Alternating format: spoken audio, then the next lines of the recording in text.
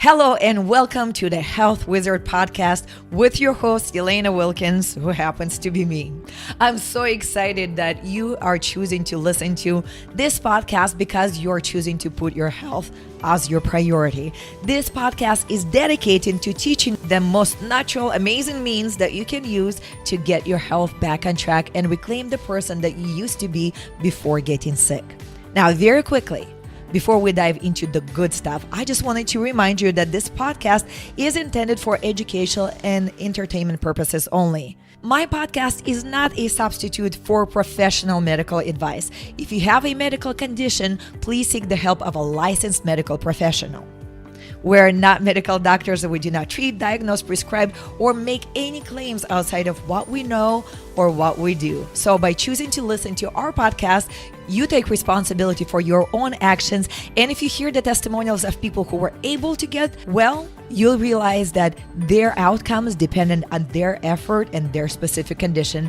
With that said, let's jump into today's topic. Please enjoy. Hello, folks. This is Elena Wilkins coming your way with an amazing interview for today.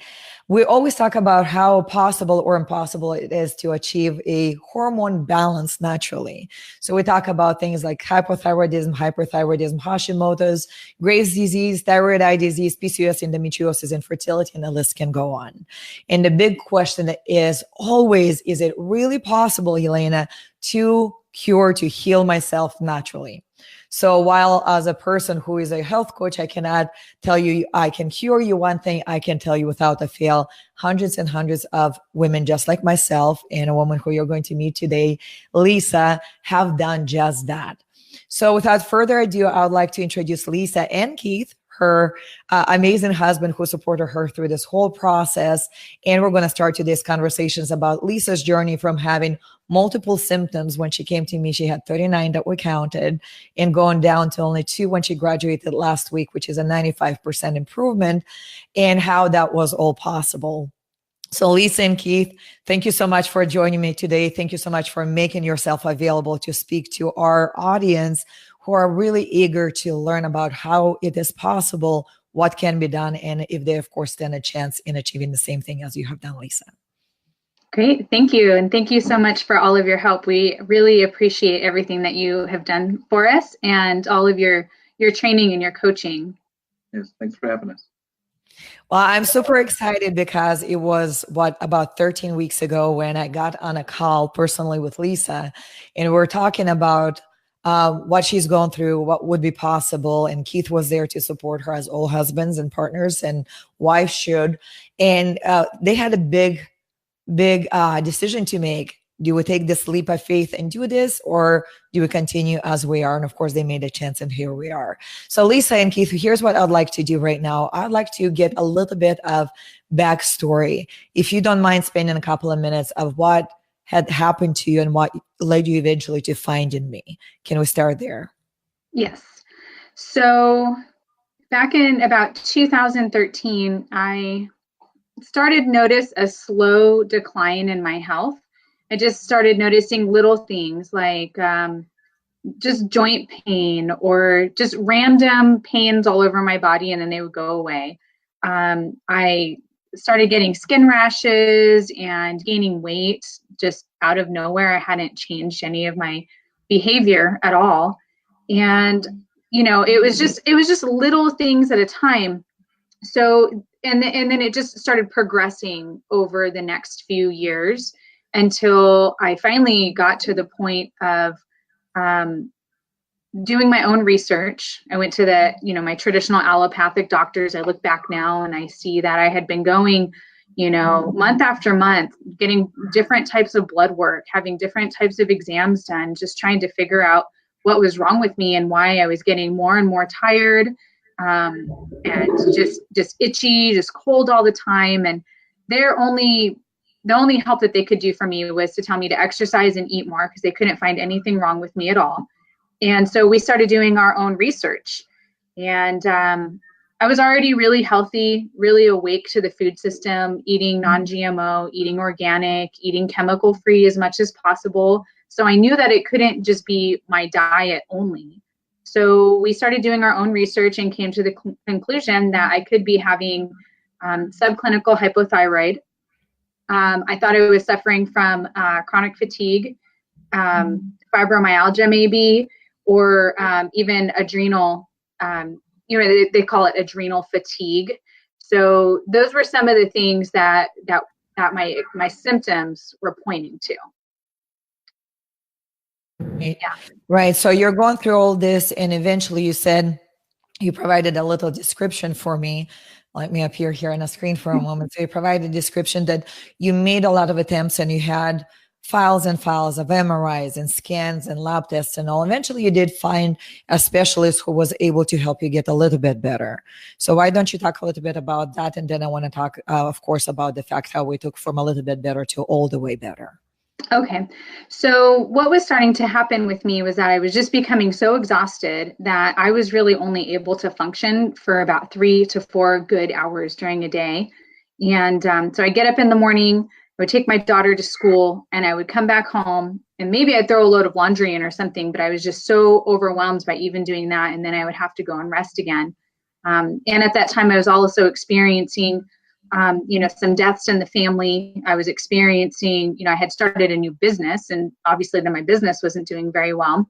And one of my friends put me in touch with a naturopathic doctor who looked at all of my lab results, ran her own lab results, looked at the ultrasounds, looked at the MRIs, and we determined that luckily the allopathic system had determined there was nothing like really big, like they, okay, you don't have cancer or anything like that. So over the course of 2 years, she was able to help me to get my adrenals back on track by utilizing some supplements and getting rid of a whole ton of other supplements that I was taking, trying to fix myself, right? And it took about 2 years for me to start really getting some of my life back and some of my vitality. So we supported the adrenals, and then we started supporting the thyroid with herbal tinctures, but the thyroid just wasn't quite coming back the way that we wanted it to. So then I did end up on thyroid medication as well. Right. So thyroid medication is essentially there when you when you came to me, you were on thyroid medication and supplements. But I think often, and I'm so glad, Keith, you can join us today, is we oversee the fact here that when we suffer as the people with hormone imbalances, so for me, when I was suffering myself, for Lisa is with Lisa, we often don't talk about the effect that has on our families, our kids, our partners, our spouses. And in this sense, I was happy when you joined us on the initial call is you were paying the price for Lisa not being at 100% of her health. So what I'd love to do is I would actually love to dedicate some time talking about how Lisa's health was long-term affecting you and your daughter and your life. Yeah, well, it was really difficult because first of all, it's hard to sit there and watch her health decline and the fatigue and all this stuff happening. That's the worst part, is that kind of feeling of helplessness, not having anything that you can do about it. Also, our daughter, time with her mother and being able to do things and have Lisa there for her, that was missing.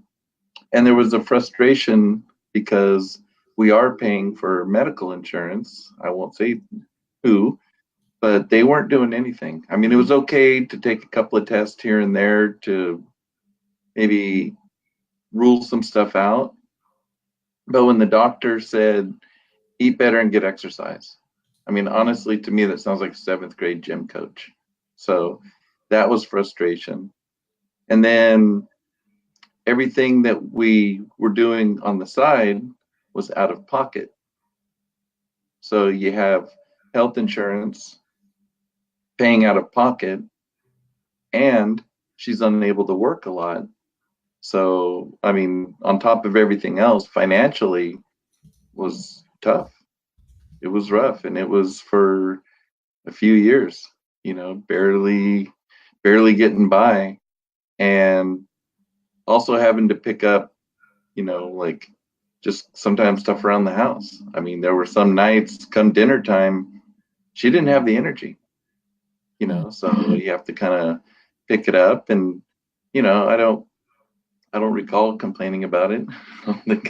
Maybe at first, but then once I realized, hey, there is something wrong here, you just do what you got to do. That's, part of being a family is when one's down, you got to pick it up. But it does take its toll. It was a little rough. Right. And it takes the toll. So I do appreciate the fact you mentioned financial and emotional. But one of the things when Lisa, and we're going to get there in a moment here, when Lisa and I were talking last week, she said, oh, and by the way, as I'm getting better, Keith was getting better. So she realized in the process, I think there was a disconnect that when you're suffering, it's not that we do this on purpose as wives, right, or partners, but we don't realize how much our family is suffering also physically, and your health might be suffering too, and that's being impacted. So I wanted to pay tribute today to all of the partners out there, to our spouses, to our wives, to our husbands, to our friends who are going through this hell with us, because we all talk often about how doctors don't know how to diagnose us, how doctors don't know how to serve us. We don't talk about how our spouses, our partners get completely unserved in a process, and they get neglected. And I think this is a big aha moment. And I always knew about this, but when Lisa mentioned it last week, I'm like, oh my God, you're so right. We talk about the time wasted, but we don't also talk about this emotional impact and the health impact on spouses. So let's take it now to the moment when we talk, actually all three of us were talking on a day of Lisa's strategy call, and there's this big decision to make, and it is scary. Can this be one more thing that does not work? But both of you, like, feet first, you jump in, you say yes, and then this journey begins. And Lisa, tell a little bit to me and everybody who's watching right now, how was it for you to go from that moment of I'm going to say yes, and it is scary, to a moment of actually embracing it and implementing it? What was the biggest, first change, and then your biggest aha moments through this process? Well, when we had our call and we all sat down and we talked together, everything that you were speaking to us, it sounded to me as though you had already walked the path. You'd already been there. And so you understood what we were going through. And like, I could tell, on your face, like, as we're talking, because I know I started getting kind of emotional on the call too, because it was just like, I just wanted to be better, and just really feeling kind of just desperate, like I don't know what to do from here. My naturopath has been helping me and she's been wonderful and I appreciate her, but I just wasn't there yet. I just wasn't enough. Like, I felt like I needed to get over the hump and I didn't even know how. And so when we were talking about the investment, Keith and I got off the call for a minute and discussed it. And there's an investment, but we realized that the investment in the health coaching, we had to ask ourselves the question, how much have we already lost, financially, emotionally, just in our lives? What is the, we're not living in the abundance that we're created to live in. And so we just prayed on it and received peace that it was the right direction to go. And so we did. We signed up and decided that we were just going to do everything that you told us to do. So the best decision for a health coach is like music to my ears. They decided to do everything because, believe it or not, there are some moments when people don't want to do everything. They're like, okay, well, I'll just do the diet portion. I'll just do this portion. And you and I and Keith, you guys know we went way, way beyond the diet. So let's talk about the transition. The diet we always talk about, it's like the 10% of your change, although it's 50% of your success, but it's 10% of your change. Yeah. And I know you embraced the diet, but what was your biggest shift that you made when you were working with me for the last 3 months? The biggest shift was realizing that I had to know that I didn't know it all and to just surrender to the process and be okay with it and just accept it and then just make the provision for it. So we all sat down together at the dinner table. We also have a 14-year-old daughter here, and just said, for the next 10 weeks, this is what we're doing. This is how we're eating. I'm not buying butter anymore. And yeah. So we just had to have a decision about it, or we had to have a conversation about it being a family decision for this amount of time, and to just really to embrace it, all of us together, so that way we could all learn something and heal through the process. So as the person who was on the receiving portion of it, right? You are the main focus. You realize how important the support of the whole family was. Absolutely. Yes. So, so we used your shopping plans. You had the meal list, and, just modified it where needed, just to make sure we were buying what we had available to us here. And just taking it bit by bit. And, it's like, do one thing at a time. Okay. It was like the food the first week. And then as we started going through the food part of it, then I know that you and I realized that there was more than just food that was affecting my system and my body. So we kind of had to dig in a little deeper, which I would say that was the second big aha of embracing it. So with the food, I got the joint pain was gone. I started losing some weight that I had gained, and, my skin rashes and all of that started clearing up, but the exhaustion was still there. So I think that we had to kind of move from, okay, food is doing what it's doing, but we need to dig in more. Right. And so during this whole process, Keith, you are the support person there. So the shift, you said, okay, I'm supporting my wife, Lisa. We're going to do this. What changes do you start experiencing yourself, and what changes do you see happen in Lisa during that time? So she just said no more joint pain, but you're the observer. You were always this watchful, protective husband. What do you see happen in her? The first couple of weeks, yeah, I can see, excuse me, I could see her skin clearing and stuff like that. I think it was about the 7-week mark when her energy started coming back. And it wasn't even, it wasn't even just the energy. It was kind of like her emotional part too. Emotionally, she was there, and just her cognitive abilities. The brain fog was going away, and that helped a lot too. Right. The old feared brain fog. And I think, Lisa, you mentioned that the year before this, so last year, it really impacted you. And Keith, you mentioned it, the income earning ability goes away when your brain is not functioning at its full capacity. So as you're shifting and the brain fog is clearing up and the joint pain is going away, what is happening to your income at that time? Well, I made some decisions in my business to take some of my responsibility off of my shoulders, and to let somebody else kind of take care of like the marketing and the things I didn't need to do. And then because I was feeling better, I was able to connect more with my customers. So able to feel like I could get up and go out for a cup of hot tea and just get face to face with people and just start, kind of just getting back out there again where I needed to be. Yeah. So your ability to earn money goes up tremendously, because now you're no longer slugging around and having to take the afternoon nap, but you can take an afternoon tea with somebody who can actually be your client, which is fantastic. Yes. So you're getting better. The energy is coming up. You mentioned you have a 14-year-old. In what ways, Lisa and Keith, did you see that this started to bring your family back together? Not that it was apart, but to where it contributed more for you to be able to connect on a deeper level? I think for us to just be able to talk about what was going on, and just to be able to be open and say, hey, you know what, I'm struggling right now, but I'm really, really working on this. And then be able to take the tools that I was learning from you and to be able to apply it into other areas and into other relationships, just helping us to just to have better conversations and to have more understanding, and to maybe to not have so many expectations of what we were also, just to be real and be okay with where we were.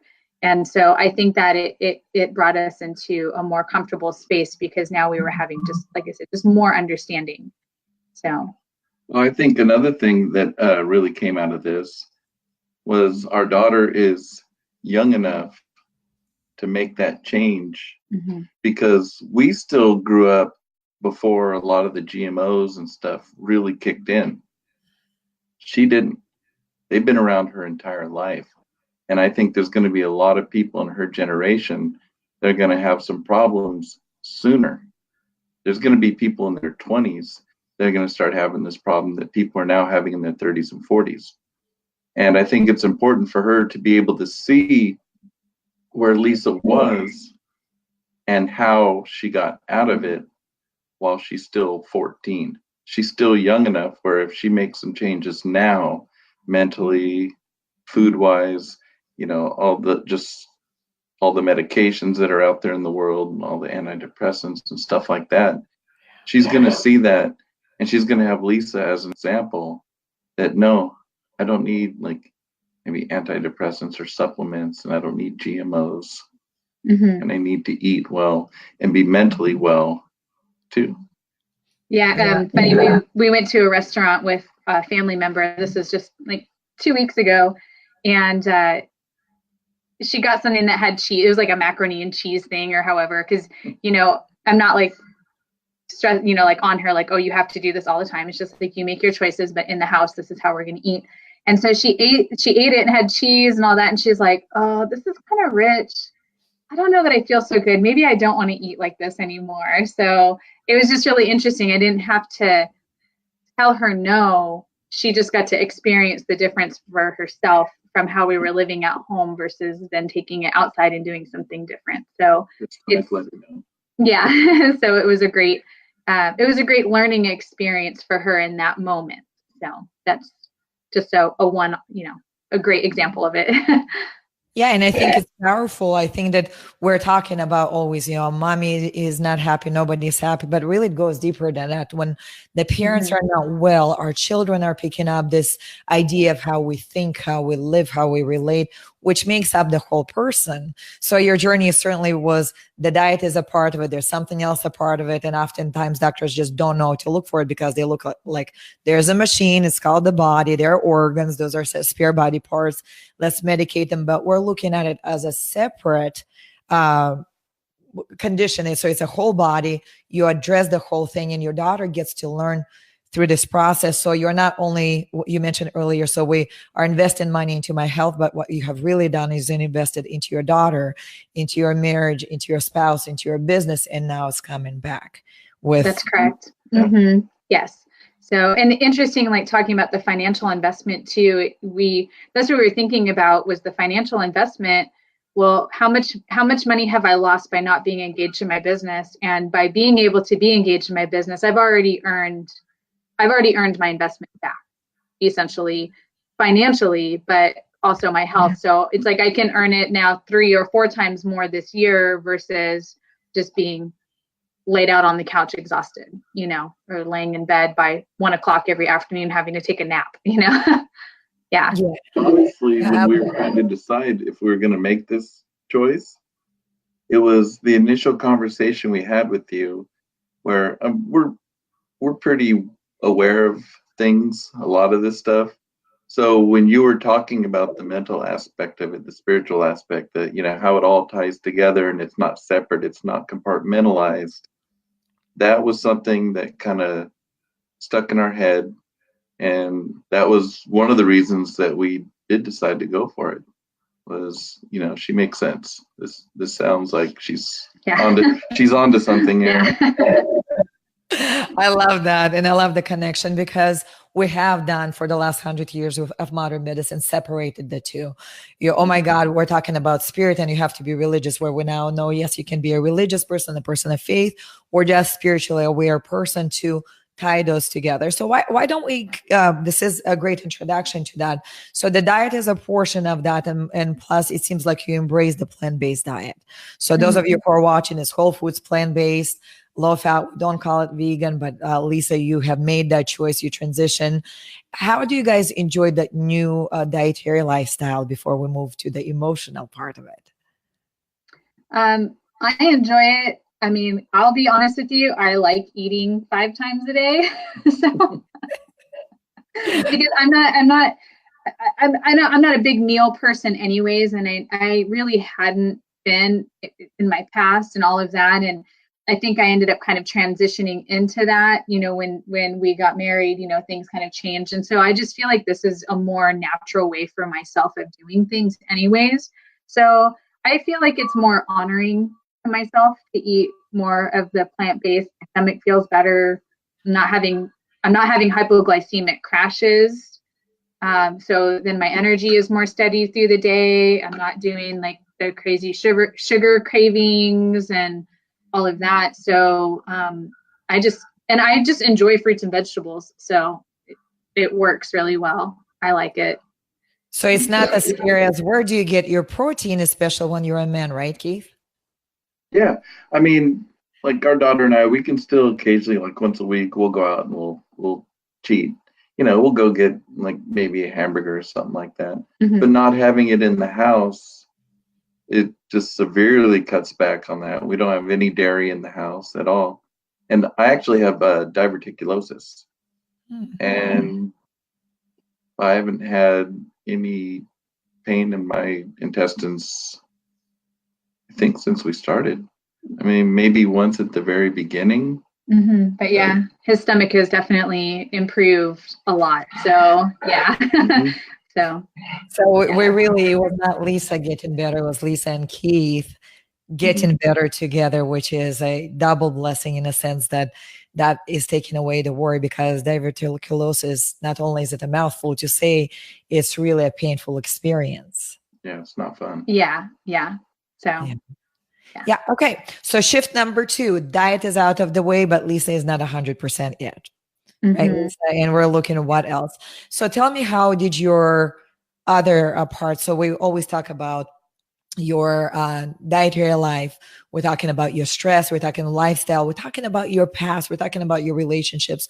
What was your biggest aha moment that when you made that shift, that you saw that fatigue clear up and you were starting to come back to yourself?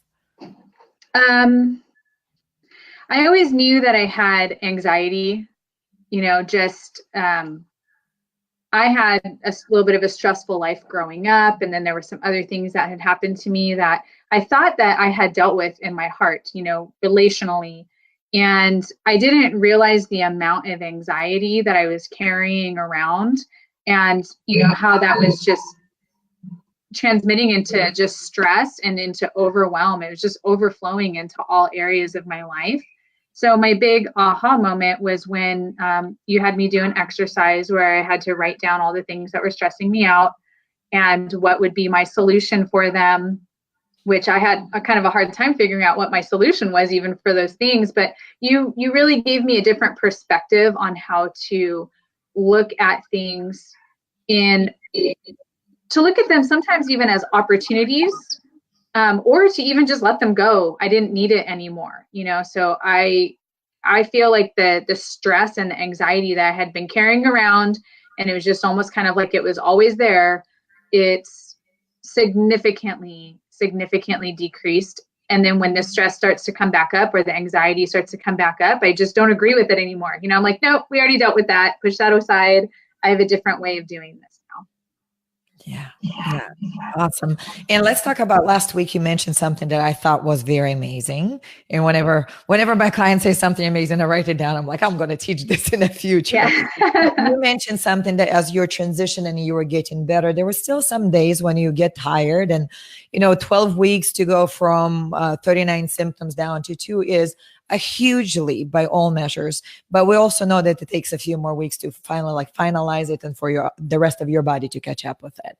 And you said one time you wake up and you're feeling tired, and then you thought, is it my body talking or is it my habit talking? So is it my belief? So let's talk about how your beliefs had something to do with your healing.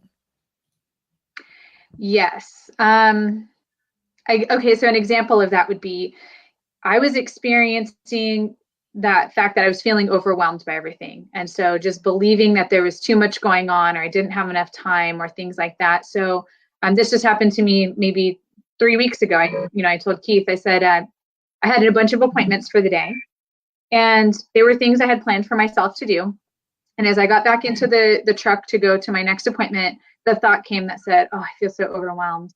And I stopped for a second, and I'm like, wait a second, I don't feel overwhelmed. I said, I don't believe that. I don't agree with that any longer. Instead, I get to go and, I get to go meet my business partner because we're going to go door knocking today. And we always have so much fun with that. And then I get to go to this other appointment and go meet with the client and give them keys, or I get to go and do these things that I put on my schedule today. So changing the way that I'm thinking about the things I have going on. And I love another thing too that you helped me a lot with was the whole idea of the work-life balance. Mm-hmm. There's no such thing. And as there is, so let's pause it for everybody who is 9-to-5ers or 8-to-4, whatever you do, or business owners. It has to be absolutely free, and there will never be perfect balance in your life. And right. The moment you realize that and you stop torturing yourself, you'll be perfectly in balance in every moment in your life. Yes. So being in perfect balance with myself, like saying yes to what I need to say yes to and no to what I need to say no to is good. And you have a whole teaching on listening to the internal navigation system. So having you walk me through that teaching, and then understanding that I never actually learned how to listen to myself in fullness. I was always feeling obligated to other people, or I have to do this, or I have to do that. And once you started to help me to learn about myself and that it's okay for me to listen to myself, I mean, that was a huge aha for me. Yeah, all of a sudden you go from a life of obligation and must-haves and must-dos to I get to, and just if you listen to the energy in those words, right? I get to be wealthy and healthy and happy to, I have to go get clients and meetings and all, and one is really empowering. That's the life that you said I'm created for, of abundance and satisfaction, as opposed to a life of misery when you have to do things. So we actually don't use words like I have to, I must in our family. Most of the times we talk about we get to. And certainly there came freedom for you in that. So for you, Keith, as your shift, Lisa is going through the shifts and you're watching her go through the shifts. Has any of this touched you in a way that allowed you to make any shifts in your personal life? Yeah, I actually started taking on that recently too, about, I get to, because right now I'm looking to transition to a different line of work. So as I'm going to work, it's easy when you're shifting away from that to start already mentally like not wanting to be there. So I'm transitioning from I have to go to work or I don't want to be here to, I get this opportunity to come here and I get to do this. And at the same time, I get to start something new. I've taken some classes and done some studying and testing and stuff. And instead of having to do this and feeling like it's a burden, I'm looking at it more the mindset of this is a new opportunity that I get to partake in. Yeah. And how refreshing is that, right? The health is opportunity, life is an opportunity, relationships are an opportunity. All of a sudden, lifelong commitment to anxiety, because all of us have the subconscious program running. I have to, oh my God, no. So it causes anxiety on the subliminal level, but we get to say, instead of this fight or flight, we go into total relaxation and your body goes to healing, which happens for you, Lisa. So you go from, we do math with our clients. So intake, 39 symptoms, outtake, you had 2 symptoms. And now you told me that your doctor had reduced your medication to the minimum possible dosage. So what's in store for you as you're clearing up the last 2? As you have a chance to go off medication the next few months, tell me what are you looking forward in your life in the next few months? Well, I'm looking for, we're actually going to go on vacation in July. And so we get to go on a trip, and I get to look forward to going on a trip. One of the things was, in the last couple of years to be like, oh my gosh, we're going to go someplace. I'm going to be so exhausted when I'm either there or when I get home. This is my memory right here. It was like the year before we went to Seattle, and, we're on a family trip, and in the afternoon, I'm having to go and take a nap in the middle of the day and missing that family engagement and that family time. So I'm just looking forward to going on a vacation and actually experiencing the whole thing. So, yes. And then also, you know, just being able to engage in creativity, you know, I love to produce artwork. And so to engage in creativity and to enjoy, just my daughter will be out of school for the summer, so we'll get to enjoy spending time together. And so I'm happy to live my life again. That's really what it comes down to. I'm like, oh, I get to actually be alive. When I really And if you have your wife back. She was doing some food prep, you know, for the week, and she was in the kitchen and she had her music playing and she was actually kind of bouncing around and kind of singing along and dancing and doing the cooking, and it was kind of nice. I hadn't seen that Lisa in a while. Mm-hmm. It was good to see. She's Yay. Well, that is fantastic. And I know that you also both have this big dream. We talked about this on your first call is, so what happens, and by the way, if you ever end up on a call with me, this is what you're going to go through. So what happens when Lisa gets well? And sometimes people go, oh my God, I just don't want to be sick anymore. But you actually were able to dream because you have this dream of serving others. And you always felt like I can't fully serve them until I'm well. And now that you are. So how soon are you going to embark on that part of your life? Well, actually right away, because I mean, we do have a larger dream of, you know, we want to own a property where we can have individuals, like maybe like lower income families, things like that, that never would have the opportunity to go on vacation or go camping or something like that. And we want to have them be able to come to our property for a ministry weekend, and for, you know, the adults to be able to engage in kind of like a marriage class, so that way they can have healthy relationships there, and then the kids get some time to like play and fish and s'mores and artwork and all of those kinds of fun things. But what we decided to do is, until we can buy our property, we can use our property that we have here just for daytime things, you know. So it's like we want to engage in it right away. So we're already starting to, you know, work on the patio and work on the plants and kind of developing a plan. And we actually already have our garden started, which is great. We didn't even have a garden, you know, last year. So, and like, cause we like to grow our own fruits and vegetables also. So it's like, you know, we don't have to wait. We can do it now. We can just enjoy it now where we are. And I think that's the other biggest aha too, is just learning that we can learn to just be living in contentment here. And we can still have dreams and be working towards that. And then when we get there, then we just take what we learned here and we just bring it over there with us, and we live happy there too, you know? So. Yes, and you can dream again. And that is the biggest, I think, sign that you are well again, because a lot of times we forget to dream because we're surviving. So you're well on your way, and that is fantastic that you don't have to wait 10 years from now. You are doing it now. So we do have questions coming in as you guys are talking. I was keeping them at bay, but I want to pop some of them up so that you can participate in answering them. Stacy said that she, let me push this up here. She says, I live in complete brain fog, fatigue, also have POTS syndrome. I had to stop working for the last 2 years. So imagine for you, Lisa, it impacted your income last year. And Keith, you talked about it, but not to work for 2 years, that is a huge hit on anybody's livelihood and the quality of life. She says, hanging out with my friends is hardly happening because energy is just not there. So I give all to my friends and family with nothing left for herself.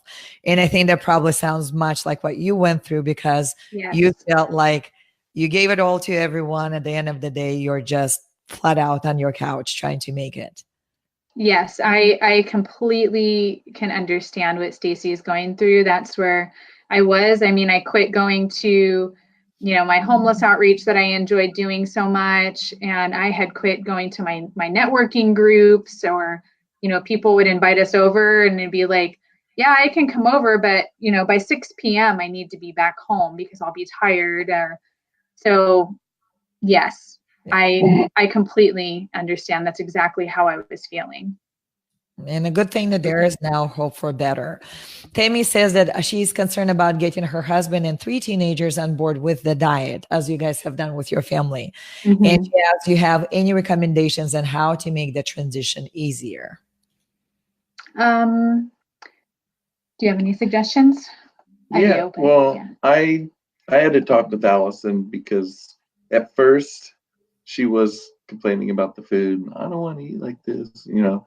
So I had to sit her down. I don't know how old her kids are, but I had to just have a talk with her and say, look, you've seen what's been going on these last few years. You've seen what's going on with your mom. And we talked to her about the test results that came back, and it was pretty dire. I mean, she had one doctor say, I don't know how you're still here. You know, with your levels, a lot of times that, you know, causes cardiac arrest. And so I just had to sit her down and tell her how important this was. Mm-hmm. This is something we got to do. Your mom is always there for you when you need stuff, when, you know, when you really need your mom, she's there for you. Well, guess what? You have to be there for your mom this time. And I did too. And, you know, they can still, as far as the diet, like I'll reward Allie. Sometimes we'll just go out and we'll get a little something to eat here or there. We'll, you know, like maybe once a week, you know, we'll have like a little bit of chicken or something like that. You know, Lisa has to stick to it 100%. Allie and I can cheat a little bit, you know, because we're still eating like 95% better than we were. Yeah. I love the full admission of guilt, but I love the point that you made here. It is an all family effort. Is it possible for women who work with me to do it if the family is not supportive? Yes, it's just a little bit harder. It is more stress, but the big conversation has to happen. Just like I love what you said, Keith, just right now. Your mom has been here for you and she's here for you. Now you need to be here for her. So it's no longer the selfish attempt. Oh my God, I'm worried about how my family will do it. It's a grown-up conversation. Even if you have only a 7-year-old, you're sitting down saying, this is what needs to happen for mommy, but it also will benefit you because if this happened to mommy, it could happen to you in the future. And involving the whole family. And the best thing that you can do if they are saying absolutely not, we don't want to do it. Great. I'm going to make my meal, guys. You get to make your own meals. So there is no cafeteria. My mother never had a cafeteria. I never have a cafeteria. You eat what I make. And if you really want to misbehave and have an off meal, go out, get it on your own. But when you're in this house, you either make your own meal, or if you don't want to, you eat the way I eat. And you can always make your own side dish. What do you think about that, Lisa? Yes, that's actually one of the conversations that we had, but also getting the kids involved in the meal planning was good as well. We would say, okay, so tell me the vegetables and the fruits that you would like me to buy. Tell me the things that you want to eat. Or, you know, there are certain foods that I know that she likes. So I would just always make sure to have those things in the house. And then we found some new things that we do enjoy eating. And I've actually found that I like the challenge. You know, I found a couple of good websites where there's one lady, it is okay if I tell a website where I found so there's a lady, she's called the Minimalist Baker, and she does vegan recipes and everything is 10 ingredients or less, including spices, and it's really good. So I'm like, hey, 10 ingredients or less, that's totally my speed. Let's do it.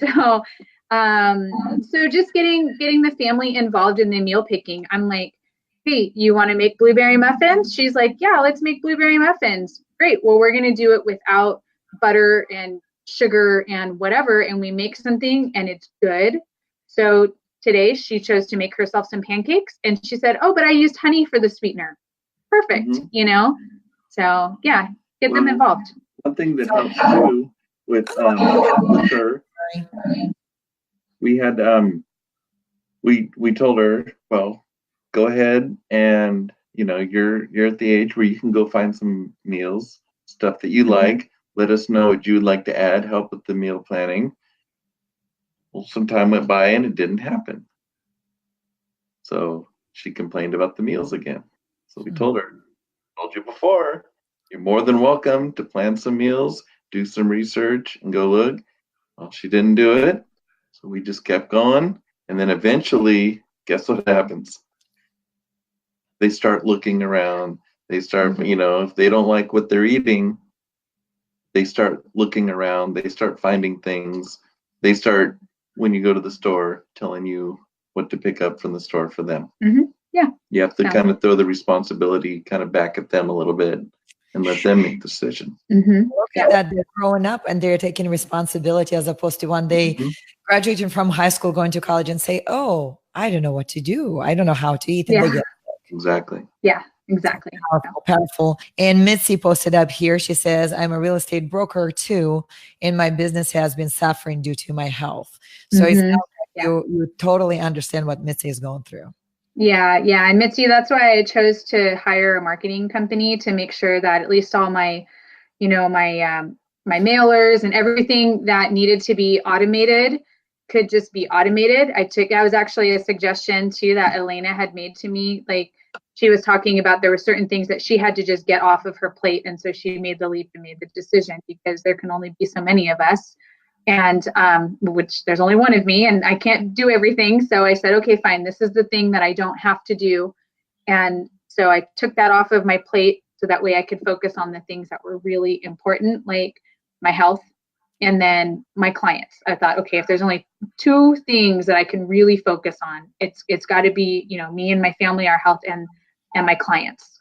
So that, I mean, it was a big decision, but it certainly made all the difference. Yes, it is.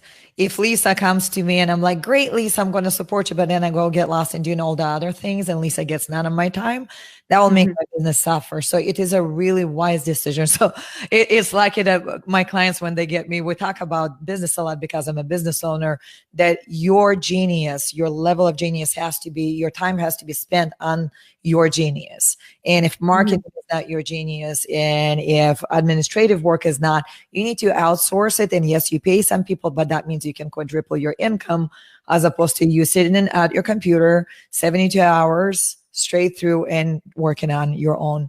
And when you don't have health, that actually will make it even worse. So you're Yes. working longer hours, but you're making less money because you're simply not effective. Mhm. Which is true. And then I didn't know what to expect once I signed up with you. But I would say that you exceeded any expectation that I had whatsoever, because I didn't know that you had a whole team of people keeping everything organized and on track. And so I was really impressed with the way everything was so well systematized, organized.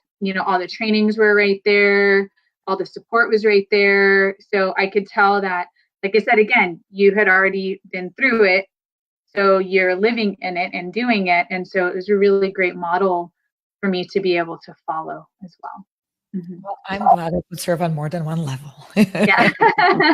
Fantastic. Well, we have more questions. Stacy, who is also a real estate agent, basically says the same thing, that her health suffers, but then she comes back with follow-up questions here. I'm going to post it up here and read it off, because Lisa, you probably tried a lot of things while trying to get better. Mm-hmm. She says, I've been doing so much research, and some say keto for optimal health, and others say keto hurts the thyroid, liver, kidneys, and other body functions because of high fat content. So I'll let you go first.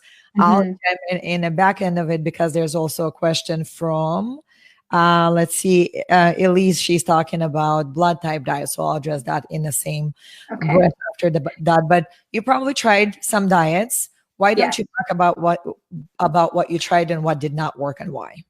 Well, I tried both keto and blood type diet, actually. So, so the keto, I think that actually kind of hurt me, because I was eating way too much protein, way too much fat, not getting enough fruits and vegetables in. So I think it further depleted my system as far as, the vitamin and mineral nutrients and such. So I was also very heavy feeling. And then with the adrenal fatigue, putting the additional burden on the body of having to break down all of those heavy meats and to be processing all of that food, I think further contributed to my exhaustion, because my body was expending so much energy just trying to digest all of that. And the keto it was not good for me. And so when I transitioned into eating healthier, the vegan lifestyle, I was still eating carbohydrates, and I kind of had that like, oh, should I eat a potato? Okay. But then, I felt so good eating the potato. I'm like, okay, it's good. Like, just eat the potato, get over it. There's minerals in it. The picture, the potato. Yeah. So I had done food allergy testing before I had met you. And I had a lot of foods that I had already cut out of my system. And some of those foods were on the blood type diet. I'm a type A. And so there were certain things that they say type A diet should not eat. So I had cut those out, and then I cut out my food allergy things. And honestly, I was just feeling so deprived. I had no clue what to eat. And then this isn't working, and that's not working. And then I feel like I was also creating additional stress because my body is like, whoa, what are you doing? Just like pick something and feed me, And then I'm stressing out about food. So then there's this whole mental thing going on. And it was just, because you're trying this and you're trying that. So like I said, I just jumped in with both feet with you and just said, whatever she says to do, I'm just going to do it. I don't know everything. Fine. Okay. So yes, I will say I definitely tried all these different eating plans, and I never tried anything for long enough, I think, to even see a result out of it. So I've been doing this eating plan now for just over 3 months, and that's probably the longest I've ever actually done any eating plan. I don't know how many of you ladies out there try something for 2-3 weeks and then you give up and eat a donut, You don't see immediate results. That's it. Try something else, move on. Yeah. So I think you're making a valid point here that we do want to see results. So for you, you said first couple of weeks, you're starting to see the results and you are feeling better. So Stacy brought up she left a few comments basically saying one of her friends swears by it. She does it. And so I'm going to chime in here just for a small moment because I actually have a whole training on the keto diet. Mm-hmm. So if you want to listen to it, if you want to watch it, leave a comment, say I want keto diet training. I'll link to it after that. So maybe by tomorrow, you'll get a link. You can watch it. In short, here's what I'm going to say. Feeling better and getting better are two different things. If I don't have energy, I can go get a Red Bull and get some energy, but that doesn't mean it's good for me. So temporary outcome don't always equal to lasting results. We are working on lifelong commitment. So when Lisa said, oh my God, carbs, can I really eat them? Then she goes, oh my God, I love eating carbs 5 times a day. We embrace the lifestyle that our body was created for, our diet. So it makes it's intuitive, it's normal. I can go into the history of keto, which I do in the training. You'll be able to look at that. But in short, all of the diets, they sell a lot of books, right? The grain brain, the keto diet, the paleo, and they all go through phases. They are like purses. They go in and out of style. There was the Atkins diet. Now they're paleo. The paleo is kind of fading away. Now there's the big keto diet. Now that's going away. What's the next big thing? We're going for what is sustainable. What can you do for your family, for yourself, for the next 50 years of your life that you can sustainably say, I have no regrets. This is what I do. Most people who will go on the paleo, so too much protein, and protein needs to be broken down into carb-like substance, they're going to eventually release too many toxins into the body. You will suffer long-term. Short-term, sure, you'll get outcomes. Keto, same thing. You're going to put your body in ketosis. Now, most people who say they eat keto, they do not eat keto. To eat keto normally is designed for about 8 to 10 weeks maximum to help people who have seizures, so epileptic seizures. It was not designed for long-term. So people who actually use that, especially for children, they do it because nothing else works, and they're in a place where they might lose their children to another attack. So what they're doing is they're going to a ketogenic diet, which is putting body into ketosis where you can barely move because you're so exhausted, but it prevents more seizures from happening. So a high-fat diet and keto diet are two different things, and high-fat diets will end up causing more problems than what you're bargaining for. Short-term outcomes, absolutely. You can even lose weight on it. Wait for a little bit, and that's going to come back to bite you. And by the way, Lisa, when you were talking about the fact that you're eating 5 meals a day and you're eating carbs, weren't you able to lose some weight while doing that? I've lost 9 pounds, which is great. So I had put on 20 pounds, of which none of it was budging before. So to lose 9 pounds in the time frame is really great. But the best part about it is, we're going to be now starting slow exercise, because in the past I had been really fit. I worked as a vet tech for many years. So it's like I could deadlift an 80-pound dog up onto an exam table at 5 foot tall, no problem, And so to lose my muscle tone and to be having the loss of my strength. And so to me, it's like, yeah, 9 pounds is great, but now I'll start to be able to start getting my muscle tone back and to start being able to work out again, which I know will continue to facilitate back to a healthy weight. So I think it's even too just being able to have a healthy body image, not just about weight loss, but it's about the health of my body overall. Absolutely. I did a survey recently on Facebook groups and Facebook page where I asked if you had to choose, it was tricky, between weight loss and being symptom free, which one do you choose? And there was really a huge separation between 60% weight loss, 40% symptom free, because sometimes we simply don't have a healthy body image or a healthy relationship with our bodies. But that is a whole training both of us can do for an hour, right? Yeah. So, but to make sure that it answers your question, Stacy, and I see Jeannie and others, you posted about different diets. Can you get short-term outcomes? Yes. And Jeannie, you asked about plant paradox diet. Honestly, I don't even have a clue because it must be one of the more recent ones. Sometimes there are so many dietary variations that I throw my hands up and say I give up. And we go back to what is intuitive. Our clients eat 5 to 7 meals a day. They eat frequently. They eat a lot of healthy carbs. We don't count calories. We don't measure foods. We don't do anything crazy. And we make sure that you can find everything at the local grocery store. So if having a difficult diet works great for you, continue on. If not, then we are going to this. So let me see if there are any other questions. So yeah, Stacy says symptom-free for sure, most important thing in life. And yeah, when you want to go back to living, you want to be symptom-free because weight loss will always happen. So Lisa, you just mentioned you have not even gotten to working out yet because you just wanted to rebuild your strength.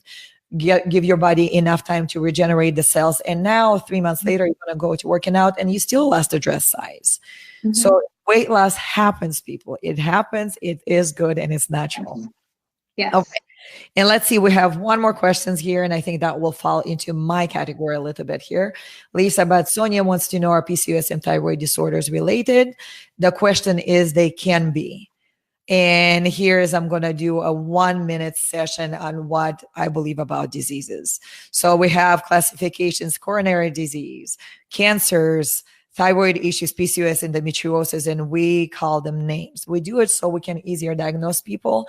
At the end of the day, most of those illnesses are caused by the same thing: poor diet, poor lifestyle, stress, bad relationships, bad body image, trauma. If we address those, normally all of them, whether it's PCOS or hypothyroidism or Hashimoto's or thyroid eye disease, they're going to go away and clear themselves up. So Lisa, one of the things that you didn't ask for me is, when I come to work with you, Elena, can we just focus on, this symptom's going away? We focused on the whole body, and what happened was the whole body fixed itself, right? Yes. And I would say that too, one of the biggest factors for me that I wasn't addressing before, that I didn't really know that I needed to address, was the trauma that my body was holding onto that needed to be released in order for the hormones to be able to come back into balance, because it was the lens that I was seeing my life through, that, when I was seeing the world as maybe, like the I have to's and the things that were put upon me or however. And so when I was looking at the lens through maybe a little bit less of a gratitude and things like that. So being able to change that perspective and deal with some of those deeper traumas and deal with some of those mindset issues, I would say has been one of the things that has really helped me so much in this process. Yeah. Very big. The approach is being the whole person, and then take the whole family, take the whole community, take the whole past, and create a whole life. Because what we also know that reductionism does not work. More fats and forget about everything else is not going to fix anyone. Temporary outcomes. What we're talking about permanent, that means you address all of the areas that Lisa just listed for you. So that is fantastic. If you have any other questions right now, folks, now is the time to type them in. Let me know what they are so our guests here of honor can answer them. In the meantime, if you are looking to see, hey, can this woman help me also to do what Lisa has achieved? It's very, very simple process. It's a two-step process that Lisa has gone through that you can go through to see if this is for you. You schedule a call, and I just posted a link in the comment section. Click on the link, schedule a 15-minute call. We call them health clarity calls, and you get on a call and I interrogate you for 15 minutes. Lots of questions really fast. And I see for a few things. Can this person be helped? Can I help this person? Do I want to work with this person? Will they do the work? Because if I get a whiff of somebody not doing the work, I will never work with them, because right now, 90 to 95% success rate, and we're shooting for 100. And then on the other side, on your side, you want to make sure that you put your money only into things that will benefit you. And I'm safeguarding that. Then, and only then, if we determine that you can be helped, we go to the second call, which Lisa and Keith experienced both. And that is sitting down and talking in depth about what the problems are, what your goals are. Can we help you there? How this will work for you? And then we move from there. So really focusing on what is best for you in this situation. And so if you want to schedule that, click on the link, be there. For right now, I don't see any new questions coming in, or something is going on with Facebook. So I'm going to switch on over to our guests here, Lisa and Keith. And I'm going to ask one last question here. And Lisa, I ask every guest the same question. If you had one last piece of a parting advice here, what would you tell the women and the men who might be watching this right now? And Keith, that goes the same for you as well. I would say just jump in and do it. And like you said, I feel like making the decision to work with Elena was really one of the best things that we did in order for me to get over the hump, so I could get to the place where I can experience living my life to the fullest again. So that would really be one of my biggest pieces of advice. Like she's the real deal. So yeah. My advice would be, you have to agree to go all in and do it all. Yes. Like when you were saying, it's not just about the diet. It's a complete change, and you have to deal with some stuff like with the trauma and stuff. And some of that's not easy. Some people don't want to address certain things. One of the questions you asked us was, do I have your trust? And like I said, when we were having that conversation, there was a lot of things that made sense that we kind of already knew. And a lot of things you were saying, we just, sometimes you just kind of get that feeling like, she gets it. And so we thought, well, if we're going to make the financial commitment, we're going to make the commitment to do this. If we don't go all in and do it right, you're just wasting time, wasting money, and then you're not going to get better. And then we're just right back where we were. One more thing that didn't work. So we kind of had the conversation. If we're going to do this, we got to make the commitment to just do it 100% and just follow it and just do everything that you say and stick to it. That's what we did. Wonderful, wonderful. Thank you so much. I see a couple of more questions popped up here, so I'm going to read them out for you because for some reason they disappeared on our screen. So I was looking around to find another screen. Tammy wanted to know, she said, how long did it take to reduce anxiety symptoms? And was there anything significant that helped make that change for you? I would say the anxiety symptoms were probably somewhere around the 7 to 8 week mark, because I had to, like, there's some things that we go through with meditation and with learning how to connect to ourselves. And then Elena gave me some other exercises to do. So it took time for me to work through those things. And I really had to schedule the time. I had to be very intentional So I would go and I would drop off my daughter at school, and I would mark off that time in the morning and just say, okay, I'm working on this for this hour today. And I would just keep working on it every day. And so being able to work on the things that were going on in my mind and in my heart by using the tools that Elena gave to me. But it took about 2 months really to work through those things, because it's how do I say it? It's not a magic pill. It's what's going on in your heart. It's what's gone on in your life. And you just have to be willing to look at it and to look at the effect that it's having. And then realize that, for me, what it came down to is I had to realize that, yeah, those were the things that happened, but I don't have to live there anymore. So Yeah, and that there's a lot of work goes into that. So anxiety can clear up for some people in 2 months, in a month. It really goes down to A, how long have you lived with it? B, how hard are you willing to work on releasing it? So I'm right now in the process of writing my book. I'm hoping to release it by the end of the year. And a part of it, just was writing a chapter today, is how we get addicted to negative emotions. So there are actually chemicals released in our brain in a reward center when we are negative. So you think reward center, that's only for good behavior. No, you can even have jaw pain that will go to the reward center. The signals will fire out there. The anxiety, as much as we hated, the depression, as much as we hated, create this vicious cycle of the drug is being released into your bloodstream, created by your own body. You go, this feels at home. This feels familiar.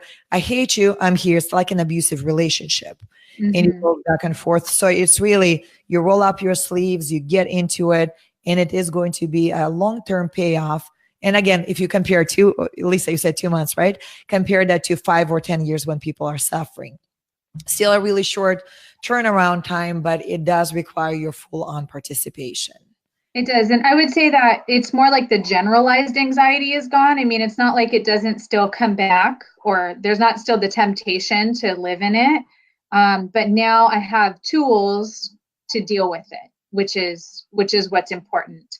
So it's not like all of a sudden magically everything is better, but the tools are there. And that's what really makes the difference. Is I was telling Elena just maybe like a week ago, there was a situation that was occurring, and I was able to stop for a second and kind of look at myself almost from the outside and say, wait a second, why am I feeling this? What's going on here?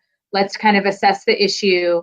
And so instead of just being like in anxiety, like, oh my gosh, this thing is happening, or like whatever, I was able to utilize the tools to deal with it right then. And then there was no anxiety around it any longer. So that was huge for me. Very, very big. Change is what it really is. Yeah. And it's a journey. I mean, we're going to continue to process through this and continue learning, even once the health coaching is, at the end. So the triggers will always come up. Yeah.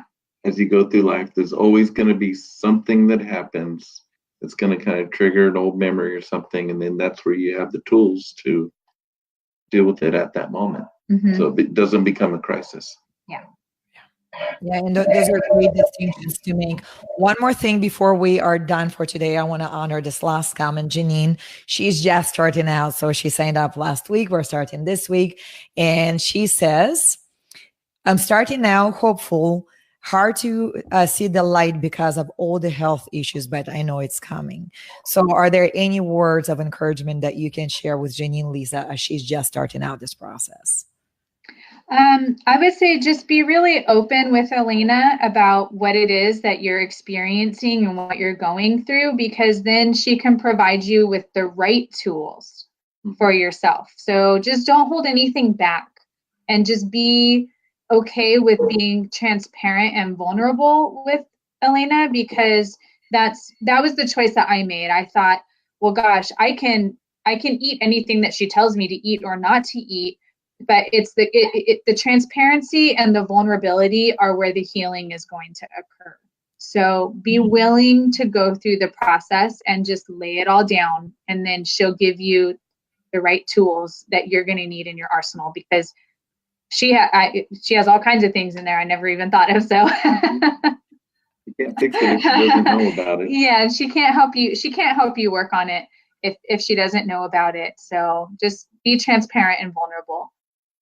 And thank you so much for that. So with that, I want to thank you both for showing up today, for being vulnerable, being so open. Right now, what you've done is the ministry that you're talking about. Going forward, lots and lots of people are going to see this interview and they're watching now. And for some of us, as you know, Lisa, when you are in a dire situation, hope is about the only thing that you need at that very moment. And you know, when I latch onto it so deeply, and this is the opportunity for a lot of people to say, if they can do it with 39 symptoms, with years of struggling with that, everything going on, and then the whole family benefiting, so can I. So from the bottom of my heart, first of all, thank you for trusting me. And keep remember that I love it. That I did say, will you trust me? Trust is very important. We don't take it lightly, but you did trust me. You got what you came for. And now the whole world is better. Watch out, because Lisa and Keith can do the ministry, can increase their income, can go have a vacation without symptoms or without thinking, oh my God, I'll be too tired to even remember this vacation. Yes. That's how we change the world, right? That's right. And thank you for doing what you're doing. And I mean, from the bottom of my heart, I'm just like, I'm so grateful. So thank you very much for walking in your call as well. Thank you. Oh, you all, thank you so much for joining us tonight. You've heard it from Lisa. You heard it from Keith. I used to be in Lisa's shoes and in your shoes. So we know what you're going through. Exactly, spot on, because we've been there, but we also know what is possible for you. So if you are desperate for that deep change, and we're not talking about a quick fix to anything, although we do see this amazing results like Lisa and 95% improvement in only 12 weeks. We see that, but it comes with you at the center of it all. So if you're ready to do the work, you're ready to put yourself as a priority, you're ready to finally say, you know what, I deserve it, my family deserves it, my clients deserve it, and you're ready to jump in feet first, there's a link right under this video. Click on the link, schedule a call. Let's see what's possible for you. With that said, thank you so much for joining us. Have a great night, folks. We will talk to you next time. There you have it. Did you enjoy today's podcast? If you did, make sure to subscribe to my show. And don't forget to tell others about it too. If you'd like to get more information about me and what I do, how I help amazing human beings just like you achieve their optimal dream health, go to www.360impacthealth.com to the contact page and shoot me a note. Thank you so much for listening. I will catch you on the next episode of the Health Wizard podcast.